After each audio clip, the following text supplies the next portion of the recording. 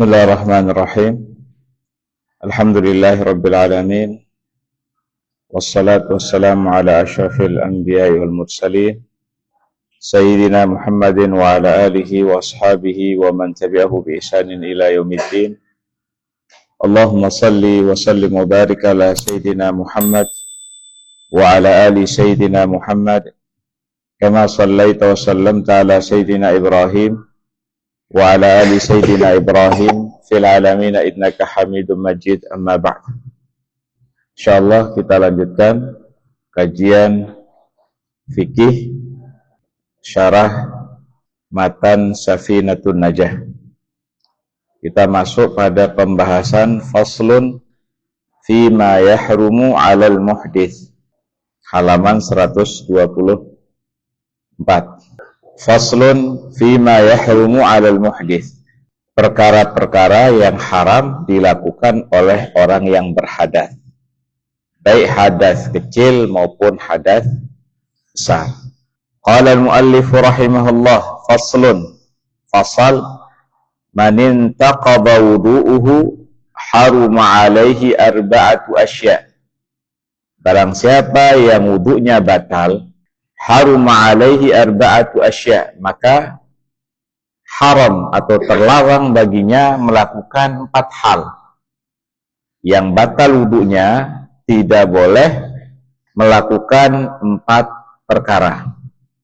Yang pertama as-salatu, tidak boleh orang yang berhadas atau yang batal wudunya untuk melaksanakan sholat, baik itu sholat wajib atau sholat sunnah. Jadi tidak boleh melakukan sholat apapun, baik itu sholat sunnah maupun sholat wajib. Karena sholat diantara syarat sahnya itu adalah harus ditunaikan atau harus dilaksanakan dalam kondisi, dalam keadaan suci, sudah berwudu. Sebagaimana firman Allah Subhanahu wa ta'ala, ya ayyuhalladzina amanu, wahai orang-orang yang beriman, idza qumtum ilas shalah, jika kalian hendak mendirikan salat, faghsilu wujuhakum, maka basuhlah wajah-wajah kalian, dan seterusnya sampai akhir.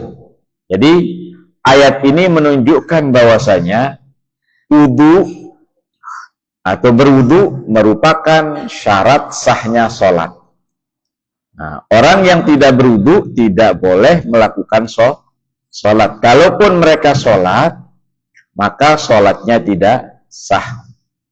Kemudian, sebagaimana sabda Nabi Shallallahu Alaihi Wasallam yang menunjukkan bahwasanya sholatnya orang yang tidak berwudu atau sholatnya orang yang sedang berhadas kecil maupun besar tidak sah, adalah sabda Nabi Shallallahu Alaihi Wasallam, la yaqbalullahu salata ahadikum idza ahdatha hatta yatawadda. Bahwasanya la yaqbalullaha salata ahadikum, la yaqbalullahu, Allah tidak menerima salat salah seorang di antara kalian apabila ia berhadas hingga ia berwudu. Hadis ini riwayat Bukhari dan Muslim. Jadi ayat ini atau hadis ini menjelaskan bahwasanya salat orang yang berhadas itu tidak diterima oleh Allah sehingga ia bersuci. Kemudian Imam Nawawi rahimahullah menegaskan bahwasanya para ulama ijma' sepakat bahwasanya dilarang atau haram sholat dalam kondisi berhadas, tidak boleh, haram. Dan barang siapa yang nekat sholat dalam kondisi tidak suci, maka sholatnya tidak sah, tidak diterima oleh Allah Subhanahu wa ta'ala. Kecuali ada yang dikecualikan. Boleh sholat dalam kondisi tidak bersuci, ini dikecualikan. Ini istilah ulama adalah faqid at-tahurain, orang yang tidak mampu atau tidak bisa melaksanakan 2 bersuci, tidak bisa berwudu dan tidak bisa bertayamum. Contohnya misalkan dia berada di tengah padang pasir yang lembab. Dia berada di tengah-tengah padang pasir yang lembab. Kalau berwudu tidak ada air, karena padang pasir jauh dari perkampungan, jauh dari air. Kalau dia mau tayamum, pasirnya lembab. Jadi di sini dia tidak mampu melakukan dua bersuci, tidak bisa berwudu dan tidak bisa bertayamum. Nah, dalam kondisi seperti ini dibolehkan dia sholat untuk menjaga dan menghormati waktu. Nah, ketika waktu sholat sudah tiba, kemudian dia tidak bisa melakukan salah satu atau kedua-dua dari bersuci ini, maka dia sholat sesuai dengan kemampuannya, tanpa berwudu dan tanpa bertayamum. Nanti kalau sudah ada air atau kalau sudah ada debu, maka dia mengqadha atau mengganti sholat yang tadi dilakukan dalam kondisi tidak bersuci. Misalkan setelah beberapa hari dia bertemu air, maka di situ dia berwudu dan mengqadha sholat yang dia lakukan tanpa bersuci. Jadi ini pengecualian yang dibolehkan sholat tanpa bersuci. Istilahnya apa? Faqid at-tahurain. Orang yang tidak mampu atau tidak bisa melakukan dua bersuci, yaitu berwudu atau bertayamum. Atau misal orang yang berada di atas pesawat, tidak ada air, tidak ada debu, kemudian waktu sholat sudah tiba, maka silahkan sholat sesuai dengan kemampuan, tapi nanti diganti pada waktu lain. Dia mengqadha jika sudah ada air dan jika sudah ada debu. Nah, ini dikecualikan. Tapi ini untuk sholat wajib saja. Jadi faqidut tahurain, bagi mereka yang tidak mampu menemukan air atau tidak bisa menggunakan air dan tidak bisa menggunakan tayamum, ini boleh dia sholat tanpa bersuci untuk sholat wajib saja. Seperti sholat 5 waktu. Tapi untuk sholat sunnah tidak perlu. Paham? Untuk sholat sunnah, misalkan mau sholat sunnah duha, sholat sunnah misalkan, ini tidak perlu, tidak sah. Yang boleh hanya sholat 5 waktu. Halaman 126. Kondisi yang termasuk faqid at-tahurain. Pertama, seorang yang sedang dalam perjalanan di padang pasir, sudah dijelaskan tadi, yang basah sehingga tidak tersedia air untuk wudu, maupun tanah kering untuk tayamum. Kondisi yang kedua, seseorang yang terkurung di tempat tertutup. Jadi ada orang yang terkurung di tempat yang tertutup, di mana tidak ada air dan tidak ada debu untuk bertayamum. Kondisi yang ketiga, dan ini banyak kondisi, seseorang yang berada di rumah atau kapal, namun air yang ada hanya cukup untuk minum saja, dan tidak tersedia tanah suci untuk tayamum. Nah, orang dengan kondisi seperti ini, dia tetap wajib sholat, tapi nanti diganti jika ada salah satu alat untuk bersuci. Kalau ada air, maka dia berwudu. Kalau ada debu, maka dia bertayamum. Kemudian mengqadha dan mengganti sholat yang telah ditinggalkan. Kemudian yang kedua, yang tidak boleh dilakukan oleh orang yang batal wudunya atau orang yang berhadas adalah tawaf. Apa itu tawaf? Tawaf itu adalah mengelilingi Ka'bah 7 kali. Nah, dimulai dari Hajar Aswad. Jadi hitungan pertama dimulai dari Hajar Aswad. Sudah kita praktik bagaimana cara umroh dan bagaimana cara haji. Jadi dimulai dari Hajar Aswad. Kalau memungkinkan dia mencium Hajar Aswad dengan memasukkan kepalanya, ini lebih baik. Kalau tidak memungkinkan, boleh dia memasukkan tangannya kemudian mengecup tangannya. Kemudian kalau tidak memungkinkan, dia dari jauh dengan mengatakan Bismillah Allahu Akbar dan tidak mencium tangannya. Nah, jadi ketika dia memulai Bismillah Allahu Akbar, kemudian dia mulai mengelilingi Ka'bah sampai Hajar Aswad, terhitung 1. Kemudian lagi setelah sampai Hajar Aswad, dia mengatakan Bismillah Allahu Akbar, kemudian berkeliling sampai 7 kali. Nah, tawaf tidak boleh dilakukan kecuali harus dengan kondisi bersuci. Kalau ada orang yang tawaf, kemudian di tengah-tengah tawafnya dia batal, atau dia melakukan salah satu pembatal wudu, entah dia kentut, atau entah dia mau entah dia apa saja, maka dia wajib berwudu, kemudian mengulang tawafnya. Jadi bukan melanjutkan. Kalau seandainya misalkan sudah sampai 6 kali tawaf, maka kalau batal, maka dia kembali berwudu dan mengulang dari awal. Perhatikan. Jadi tawaf, salah satu syarat sahnya adalah harus suci dari hadas, baik hadas kecil maupun hadas besar. Jadi orang yang tawaf tanpa suci dari hadas kecil maupun besar, maka tawafnya tidak sah. Baik yang dilakukan adalah tawaf yang wajib, atau yang dilakukan tawaf sunnah, atau tawaf rukun. Berarti tawaf itu ada 3. Ada tawaf rukun, ada tawaf wajib, ada tawaf sunnah. Mana tawaf rukun?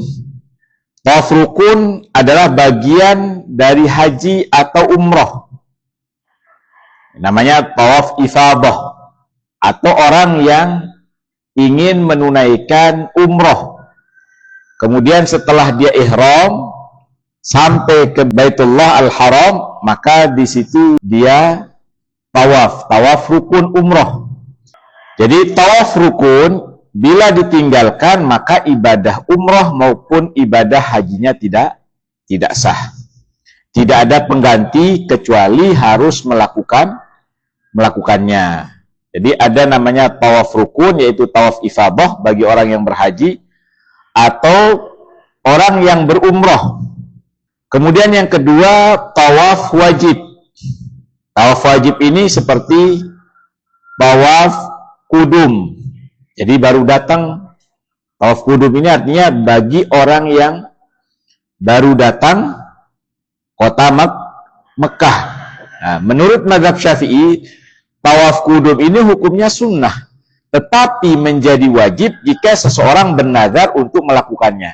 Misalkan, kalau saya tiba ke kota Mekah, saya bernazar akan tawaf kudum, maka hukum tawaf ini adalah wajib karena dia bernazar, karena menunaikan nazar itu adalah wajib. Nah, kalau seandainya dia tidak melakukannya, maka dia wajib membayar dam. Kemudian yang kedua, tawaf wajib itu adalah tawaf wada. Tawaf wada itu adalah tawaf untuk meninggalkan Mekah setelah haji atau setelah umrah. Tapi yang wajib ini adalah tawaf wada meninggalkan Mekah setelah menunaikan haji, ini wajib. Tapi kalau misalkan setelah umroh kemudian ingin meninggalkan Mekah, pulang ke kampung halamannya, pulang ke negaranya, maka tidak wajib, hukumnya sunnah. Bagi yang haji, setelah menunaikan haji, maka wajib baginya untuk tawaf wada, tawaf perpisahan dengan kota Mekah. Jadi sebelum dia pulang ke negaranya, kampung halamannya, maka hendaklah dia tawaf perpisahan dulu. Nah, tawafnya sama dengan tawaf yang lain. Nah, adapun jamaah umrah yang hendak meninggalkan Mekah tidak diwajibkan tawaf wada, namun jika dilakukan tetap berpahala sebagai tawaf sunnah. Kemudian yang ketiga, tawaf sunnah. yang dilakukan di luar kewajiban sebagai ibadah tambahan. Nah, jadi tawaf sunnah itu seperti misalkan setelah kita tawaf umroh, kemudian kita ingin tawaf lagi, boleh nggak? Boleh. Atau bagi penduduk setempat, dia tidak umroh, dia masuk ke Masjidil Haram. Nah, setelah dia menunaikan tahiyatul masjid, dia tawaf sunnah. Paham? Tawaf sunnah ini, kayak misalkan kita sudah sering umroh atau haji, kita sering umroh. Begitu kita misalkan sholat ke Masjidil Haram, setelah kita sholat 5 waktu, kita ingin sebelum kita ke hotel, kita tawaf dulu. Atau misalkan nanti pas waktu asar kita ke Masjid Haram, kemudian kita tawaf dulu, boleh, silahkan, kapanpun, pagi, siang, sore, malam, silahkan, boleh. Ini namanya tawaf sunnah. Paham? Yang kita lakukan hanya tawaf. Nah, kalau tawaf rukun itu adalah rukun bagian dari haji atau bagian dari umroh. Kalau tidak dilakukan, tidak sah umrohnya, tidak sah haji. Ini tawaf rukun. Kalau tawaf wajib, nah, seperti tawaf wada untuk meninggalkan kota Mekah setelah kita berhaji. Jadi setelah rangkaian haji sudah selesai kita lakukan, kita mau pulang ke negara kita, maka sebelum kita pulang, misalkan kalau pulangnya pagi, maka usahakan malam sudah tawaf wada. Kalau pulangnya siang, maka misalkan subuh, karena tidak mungkin mendekati waktu siang, takutnya nanti ketinggalan. Maka pokoknya intinya, sebelum kita pulang, kita tawaf wada, tawaf meninggalkan atau tawaf perpisahan dengan kota Mekah. Paham? Nah, jadi bisa dibedakan antara tawaf rukun, tawaf wajib, dan tawaf sun. Nah, saya ulangi, perhatikan. Tawaf ada berapa? 3. Pertama, tawaf rukun. Yang namanya rukun itu adalah mahiyatul ibadah, bagian dari ibadah itu sendiri. Haji memiliki tawaf, namanya tawaf ifadah, bagian dari haji. Kalau tidak tawaf, maka tidak sah hajinya. Kemudian juga umroh, kalau ingin umroh, ada tawafnya. Tanpa tawaf, maka belum sempurna hajinya, belum sah hajinya. Ini tawaf rukun. Kalau tawaf wajib, seperti bernazar akan tawaf kudum.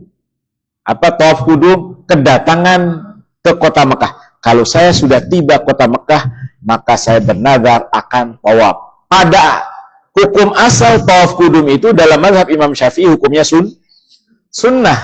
Boleh dilakukan, boleh tidak. Tapi kalau dia bernazar, kalau seandainya saya sudah tiba kota Mekah, saya akan tawaf kudum, maka hukumnya wajib karena dia setelah bernazar. Nah, dan tawaf wada. Tawaf wada ini tawaf meninggalkan kota Mekah setelah berhaji. Adapun setelah umroh tidak wajib. Setelah dia umroh misalkan, kemudian ingin pulang ke negaranya, ya tidak wajib, tapi sunnah kalau dia tawaf wada. Kemudian tawaf sunnah ini dilakukan kapan saja. Tidak harus dalam kondisi ihram, tidak harus dalam kondisi berhaji ihram karena haji atau ihram karena umroh. Jadi kapan saja mau dilakukan pagi dan tidak ada ritual yang lain. Begitu masuk Masjidil Haram, kemudian tawaf langsung 7 kali, sudah selesai. Atau tahiyatul masjid dulu, kemudian dan seterusnya. Kapan saja mau dilakukan pagi, siang, sore, tidak harus dalam kondisi ihram, memakai pakaian ihram, dan tidak harus berniat untuk haji atau umroh. Ini tawaf sunnah. Kemudian apabila seorang batal wudunya di tengah tawaf, maka ia wajib memperbaharui wudunya lalu mengulangi tawaf dari permulaan. Apa alasannya? Karena sabda Nabi Shallallahu Alaihi Wasallam, "At-tawafu bil baiti salatun." Tawaf di Ka'bah itu seperti sholat. Illa annallah ahalla fihil kalam. Hanya saja Allah membolehkan berbicara di dalam. Jadi diumpamakan tawaf itu seperti sholat. Berarti harus dilakukan dalam kondisi suci. Hanya saja Allah membolehkan kita berbicara. Berarti dalam kondisi tawaf boleh berbicara enggak? Ngobrol sama teman boleh enggak? Boleh. Tapi lebih baik kita berzikir, kita berdoa, membaca Quran, atau melakukan kebaikan-kebaikan. Nah, ngobrol boleh. Dengan orang yang samping kita, ngobrol tentang kebaikan atau apa, boleh. Nah, hanya saja tidak diperbolehkan kita, tawaf di Ka'bah itu adalah sholat, hanya saja Allah membolehkan berbicara di dalamnya. Kemudian, hal-hal yang tidak diperbolehkan bagi mereka yang tidak berwudu atau sedang berhadas itu adalah menyentuh mushaf. Menyentuh mushaf. Apa itu mushaf? Jadi mushaf itu Al-Quran yang tidak ada tulisan lain kecuali ayat-ayat Al-Quran itu mushaf. Kalau sudah ada terjemahan, ini namanya terjemah. Atau kalau ada penjelasan para ulama, ini namanya tafsir. Yang namanya mushaf itu murni ayat-ayat Al-Quran, tidak ada campur dengan tulisan-tulisan lah. Nah, kalau sudah diterjemahkan, ini namanya terjemahan. Kalau sudah dijelaskan, apalagi berjilid-jilid, ini namanya kitab tafsir. Yang namanya mushaf itu murni, tidak ada campur dengan tulisan-tulisan lah. Ini namanya mushaf. Lalu kitab tafsir dikatakan mushaf? Enggak. Paham? Nah, antara kitab tafsir, terjemahan dengan mushaf, hukumnya berbeda. Hukumnya berbeda. Nah, perhatikan kitabnya. Halaman 128.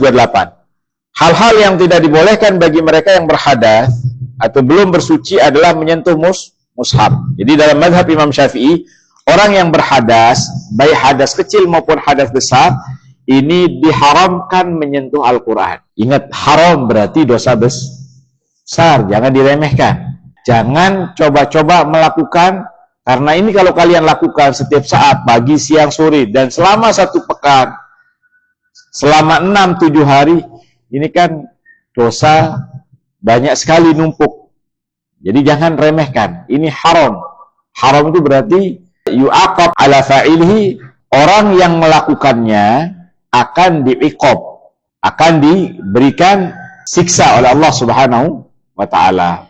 Wa yuthabu ala tarikihi, dan orang yang meninggalkannya mendapatkan pahala. Jadi yang namanya haram itu kalau melakukannya berdosa, kalau meninggalkannya mendapatkan pahala. Adapun yang dimaksud dengan mushaf adalah semua lembaran yang di dalamnya tertulis ayat-ayat Al-Quran, baik berupa keseluruhan mushaf maupun sebagian darinya. Misalkan robekan-robekan mushaf, lembaran-lembaran mushaf, ini juga dikatakan mushaf karena tidak bercampur dengan tulisan-tulisan lain, kecuali dalam kondisi darurat. Takut Al-Quran ini diinjak, dihinakan, maka kita selamatkan, kita ambil, kemudian kita letakkan di tempat yang layak. Menyentuh atau membawa Al-Quran dengan sarung tangan atau pelapis. Ada 2 pendapat atau 2 mazhab ulama. Bagaimana hukum menyentuh atau membawa Al-Quran dengan sarung tangan atau pelapis? Mazhab yang pertama, ini pendapat mazhab Hanafi dan Hambali, wanita haid boleh menyentuh mushaf dengan penghalang atau dengan pembatas atau dengan sarung tangan. Baik pembatas itu, penghalang itu sarung tangan atau kain, paham? Atau apa saja. Yang dilarang hanya jika menyentuh langsung mushaf dengan tangannya. Paham ini? Kalau kita menggunakan sarung tangan, lebih-lebih sarung tangan tebal, sebagian mazhab membolehkan. Seperti mazhab Abu Hanifah dan mazhab Ahmad bin Hanbal rahimahumullah. Adapun mazhab Imam Syafi'i dan mazhab Maliki, wanita haid dilarang menyentuh Al-Quran baik secara langsung atau memakai pelapis, yaitu sarung tangan, kecuali dalam kondisi darurat. Kayak tadi dalam kondisi darurat, kalau dibiarkan Al-Quran, nanti akan diinjak, nanti akan dihinakan, maka dia selamatkan, dia ambil di tengah jalan, kemudian diletakkan di tempat yang aman. Nah, ini dalam kondisi darurat untuk menyelamatkan Al-Quran supaya tidak dihinakan atau dilecehkan. Tapi kalau tidak darurat, maka dalam mazhab Imam Syafi'i tidak boleh, walaupun dia menggunakan sarung tangan. Nah, tapi karena kita penuntut ilmu, aktivitas belajar, menghafal, murajaah, maka di sini kita ambil mazhab Hanafi dan mazhab Hambali, yaitu diperbolehkan menyentuh mushaf dengan penghalang. Berarti 4 mazhab ini sepakat tidak boleh menyentuh Al-Quran secara langsung. Kalaupun ada ini mazhab yang membolehkan syaitan saja. Makanya hati-hati. Tidak boleh, haram kalian langsung menyentuh Al-Quran tanpa penghalang, tanpa sarung tangan. Nah, itu bagi keamanan harus ditindak. Tidak boleh. Nah, percuma, ibaratnya dia nekat mau sholat tapi dalam kondisi berhadas. Boleh enggak? Tidak boleh, kamu berdosa. Percuma, kamu ngapain? Mau sholat. Kamu berhadas, iya, tidak boleh. Sama saja kamu ingin baca Quran, ingin mendapatkan pahala, tapi kamu menghinakan. Kamu menghinakan, melecehkan Al-Quran, karena Al-Quran ini kalamullah. Ayat suci Al-Quran, kalamullah, ucapan Allah, tidak boleh disentuh kecuali oleh mereka yang sedang, atau orang yang sudah bersuci, atau dalam kondisi bersuci. Nah, jadi jangan sampai kita meremehkannya. Makanya dengan tegas saya katakan harus ditindak. Santriwati yang membawa Al-Quran dalam kondisi itu dihukum saja. Supaya jangan meremehkan. Tidak boleh. Nah, silahkan kamu pakai sarung tangan. Kalau enggak, jangan. Jangan dengan alasan ingin baca Quran, tapi kamu malah mendapatkan dosa. Dan menumpuk dosa tiap hari ini yang menghalangi dirimu mendapatkan ilmu. Jadi seperti yang saya bandingkan, kamu ingin dapat pahala tapi sholat dalam kondisi haid, dapat pahala enggak? Bahkan dosa. Bahkan kalau kamu mengatakan boleh dengan jelas bahwasanya Allah telah mengharamkan, kemudian Rasulullah sudah mengharamkan, tapi kamu nekat mengatakan halal, maka nanti bisa jatuh ke dalam kekufuran. Kalau kamu melakukan dengan sengaja tanpa ada keyakinan, itu kamu berdosa besar. Padahal kamu ingin sholat. Ya, makanya sama. Ulama sepakat tidak boleh menyentuh Al-Quran tanpa penghalang, tanpa sarung tangan. Kalau dengan sarung tangan ada 2 pendapat, ada yang mengatakan boleh, ada yang mengatakan tidak boleh. Paham ini? Dalilnya firman Allah, la yamassu illal mutahharun. Kemudian hadis Nabi, la yamassul Quran illa tahir. Tidak boleh menyentuh Quran itu kecuali orang yang suci. Kemudian yang keempat, yang dilarang atau yang tidak boleh dilakukan oleh orang yang batal wudunya atau tidak bersuci adalah hamlul Quran atau hamlul mushaf, menyentuh mushaf atau membawa mushaf. Jadi yang pertama, tidak boleh sholat, tidak boleh tawaf, tidak boleh menyentuh Al-Quran. Yang keempat adalah tidak boleh membawa Al-Quran. Beda enggak antara menyentuh dengan membawa? Beda enggak? Beda. Kalau menyentuh sebatas begini, enggak boleh. Kalau membawa berarti lebih berat hukumnya, karena dia membawanya. Kalau menyentuh hanya sekedar ini aja enggak boleh. Apalagi membawanya. Menyentuh saja tidak boleh, apalagi membawanya kemana-mana. Jadi membawa mushaf. Dalam mazhab Imam Syafi'i, orang yang berhadas baik hadas kecil maupun hadas besar, diharamkan membawa mushaf Al-Quran secara langsung, baik dengan tangan atau dimasukkan ke dalam saku. Jadi kan dimasukkan dalam saku, otomatis bersentuhan dengan badannya. Atau dengan cara lain yang menyebabkan mushaf bersentuhan dengan tangannya, dengan anggota badannya tanpa penghalang. Hukum ini didasarkan pada kesamaan ilat sama sebab dengan larangan menyentuh mushaf. Nah, sebab membawa mushaf secara langsung pada hakikatnya juga termasuk bentuk menyentuhnya. Penjelasan tambahan, pembatas mushaf: diperbolehkan membawa mushaf bagi orang yang berhadas jika Al-Quran diletakkan di dalam tas atau di dalam kardus bersamaan dengan barang lain. Jadi kalau misalkan Al-Quran itu di dalam tas, di dalam kardus, ada barang-barang lain kemudian kita bawa, nah ini tidak mengapa, ini diperbolehkan. Kemudian menyentuh tafsir. Apa itu tafsir? Ya, menyentuh buku tafsir yang sebagian besar isinya adalah tafsir, penjelasan-penjelasan ulama. Nah, jadi Al-Quran satu jilid. Kalau ditafsir menjadi berjilid-jilid, berarti di sini Al-Quran berbarengan dengan penjelasan-penjelasan para ulama. Jadi bukan mushaf murni. Ini diperbolehkan menyentuhnya tanpa wudu menurut pendapat yang mu'tamad, yang terkuat dalam mazhab Imam Syafi'i. Kemudian yang ketiga, khusus hafalan. Membaca Al-Quran dengan hafalan.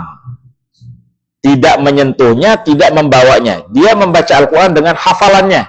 Dia membaca Al-Quran dengan hafalannya. Dia tidak menyentuhnya, tidak membawanya, tapi dia murajaah dengan hafalannya. Nah, ini membaca Al-Quran dengan hafalan boleh bagi orang yang wudunya batal. Karena yang dilarang adalah menyentuh atau membawa mushaf, bukan membaca tanpa menyentuh. Ini bagi yang wudunya batal. Bagaimana nanti dengan orang yang junub atau dengan haid, hukumnya sendiri, berbeda. Ini membaca Al-Quran bagi yang wudunya batal. Boleh dia membaca Al-Quran tanpa menyentuhnya. Nah, misalkan dalam kondisi dia belum berwudu, kemudian dia murajah, membaca ayat, membaca surat, boleh. Ini bagi orang yang batal wudunya. Tapi bagi orang yang haid dan orang yang junub, beda lagi nanti. Insya Allah nanti akan kita bahas pada pertemuan yang akan datang. Tolong murajah, perhatikan, dibaca lagi, difahami. Karena ini kalian alami setiap saat. Kalian alami, kalian praktikkan setiap saat. Maka fahami, perdalam, jangan sampai kalian tidak faham. Ini kewajiban yang harus kita fahami. Jangan sampai tidak fahami. Harus faham. Tidak faham, tanya ke temannya.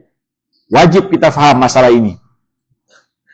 Jangan sampai masalah-masalah dasar seperti ini kita tidak faham. Kita cukupkan sampai di sini. Subhanakallahumma bihamdika asyhadu an la ilaha illa anta astaghfiruka wa atubu ilaik. Assalamualaikum warahmatullahi wabarakatuh.